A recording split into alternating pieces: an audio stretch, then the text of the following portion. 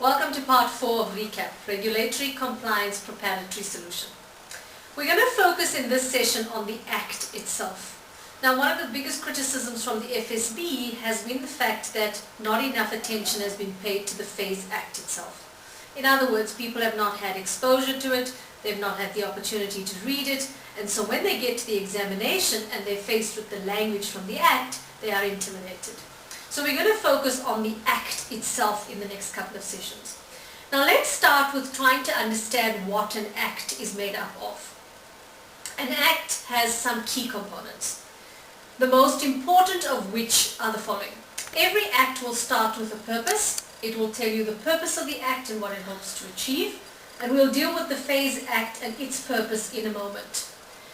The Act will be made up of definitions, chapters, and sections.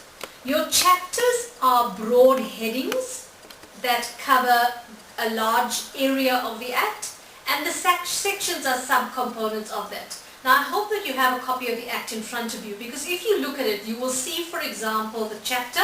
Let's take, for example, chapter 1, which deals with the administration of the Act, and underneath that you will find section 2 to 6, which deals with the specific components of the administration of that Act. In addition to that, it is important for you to understand the relationship between the Act and the board notice. The Act focuses on the what, in other words, what is the Act going to do? The board notice provides the detail, the supporting information that enables the enactment of the Act. It enables the Act to be implemented. Now let's use the FASE Act as an example again. In chapter 3 of the Act, there are specific information around representatives that are authorized by an FSP to sell a particular product. In section 13 of chapter 3, there is specific reference to the qualifications, the minimum qualifications that the representative needs to have. Board Notice 105 provides the supporting information around these qualifications. So it covers the qualifying criteria, the skills and knowledge that representatives need to have, but in addition to that, it specifies the qualifications. It is so specific that it in fact names the qualifications that would be deemed appropriate. So if you have any one of these qualifications, it is believed that you are deemed fit and proper in terms of that particular component of the fit and proper requirements.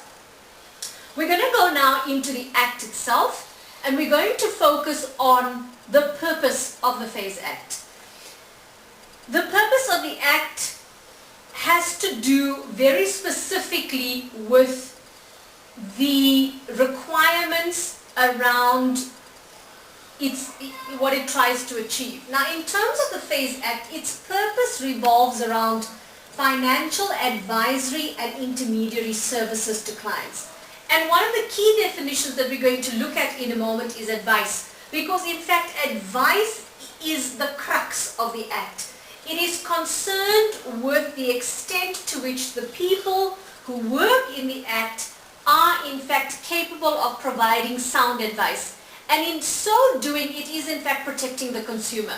So ultimately the purpose of the FASE Act is to regulate the rendering of financial advisory and intermediary services to clients.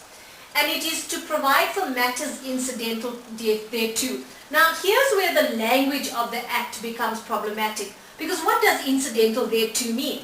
Well, it means that it will deal with any matter that is incidental to advisory and intermediary services. So the FASE Act is the Financial Advisory and Intermediary Services Act. The crux of the Act is around advice and the manner in which advice is given, the professional standing, minimum qualifications and experience of the person giving the advice. So let's face it, if you went to a doctor, you want to be sure that the advice the doctor is giving you about your medical condition, that he's qualified to do that. This is no different. What we want to be sure of is that the representative giving you advice about how to spend your money is qualified enough and experienced enough to be able to do that.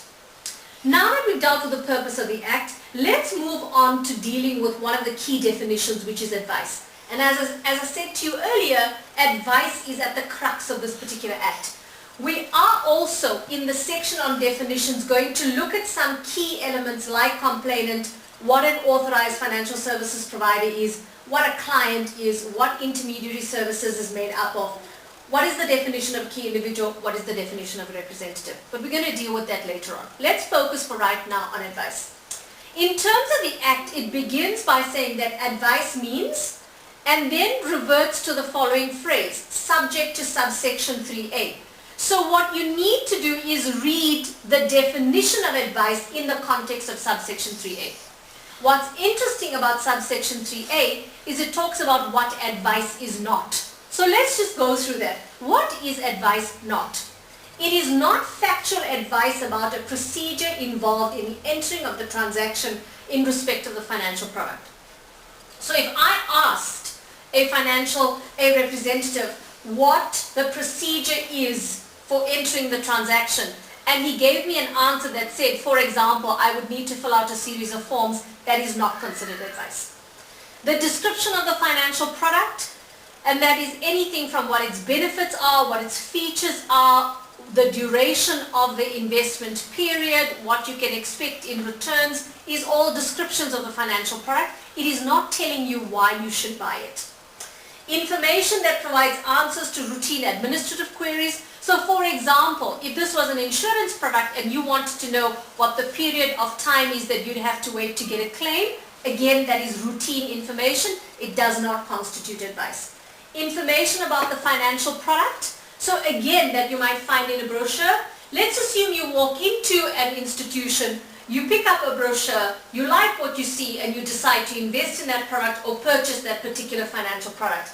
That is not considered advice because you have made that decision by yourself. And finally, the display of promotional material does not constitute advice. So if I'm unhappy about a product that I've purchased, and I've purchased it simply by seeing the display of information on a set of promotional materials that I've found at a service provider, I cannot claim that as advice. If that's not advice, what is advice? The definition of advice in the Act is as follows.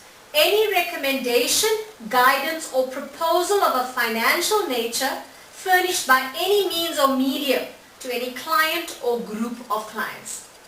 In respect of the purchase of any financial product, in respect of an investment in a financial product, the conclusion of any transaction including a loan, cession aimed at the incurring of any liability, the acquisition of any right or benefit in respect of any financial product, or the variation of a term or condition applying to the financial product.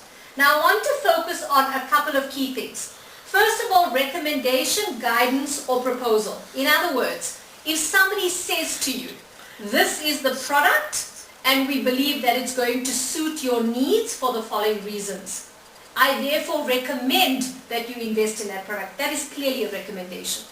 Okay? If you received a proposal of a financial nature from a broker or an organization suggesting that you purchase a particular financial product, again, that is considered advice.